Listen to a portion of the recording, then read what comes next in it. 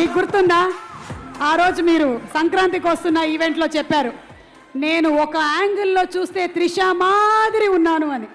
అది నేనే. అప్పుడు తెలియకుండా చెప్పాను. Good evening everybody.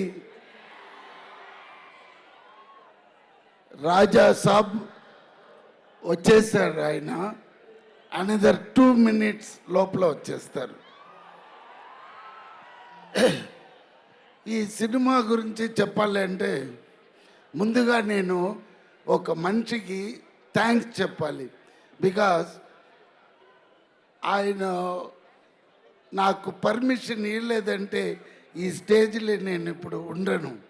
అది ఎవరంటే బీస్ట్ సినిమా తీసిన నెల్సన్ అండ్ తలపతి విజయ్ గారు. ఎస్, విజయ్ గారు ఇచ్చిన ఆ ఒక డైలాగ్ పర్మిషన్లో నేను ఇప్పుడు ఇక్కడ ఉన్నాను. ఎవర్రా నువ్వు, ఇంత స్మార్ట్. అది ఒక్క డైలాగ్ అండి.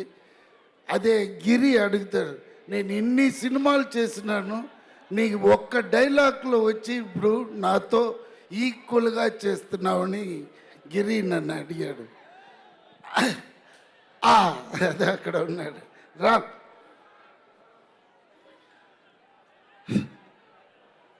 సో ఈ సినిమాలో చేసిన నేను ఒక్కరోజు 2 రోజు కాదండి, టోటల్లీ 55 days నేను ఈ సినిమాలో యాక్ట్ చేశాను. ఈయన కూడా ఉన్నాడు పక్కన. అయ్యో అయ్యో, ఇదే అండి, ఫుల్ బాడీ మసాజ్ ఇస్తాడు, చాలా మంచివాడు. అదే ఎప్పుడు వస్తున్నారా మేడం? తర్వాత అదన్నీ చూడొచ్చు. ఏమైనా పాడిస్తాం. కానీ ఈ సినిమాలో దయ్యాల గురించిన ప్రస్తావన ఉంది. మీరు ఎప్పుడైనా దయ్యాన్ని చూసారా? అక్క, ఈ సినిమాలో పెద్ద తాత ఉన్నాడు.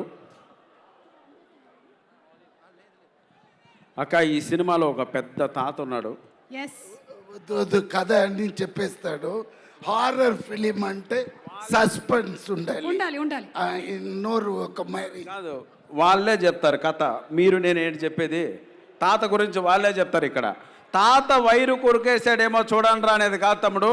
ఆ తాత మీ అందరు నరాలు తెంపేస్తాడు సంక్రాంతికి, కాచుకోండి అంతే. అలా ఉంటుంది సార్. మీరు సినిమా మొత్తం ఒక్కసారి చూసేసారా సార్? మీకు ఆల్రెడీ యాజ్ అ ఆడియన్స్ మీరు చూసేసి ఉండుంటారు కదా సినిమాని డబ్బింగ్లో. ఎడిట్లో మనతో ఎగిరిపోయింది. మీకేం కావాలి?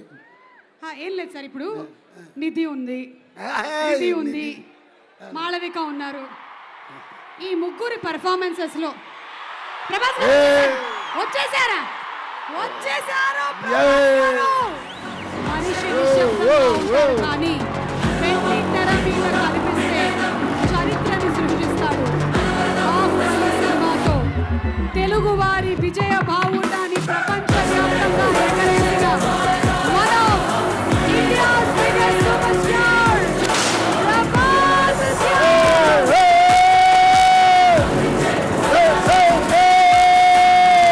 స్టైల్తో, మాస్తో ప్రపంచవ్యాప్తంగా ఫ్యాన్స్ ని క్రియేట్ చేసిన hero our darling rebel star Prabhas garu. Back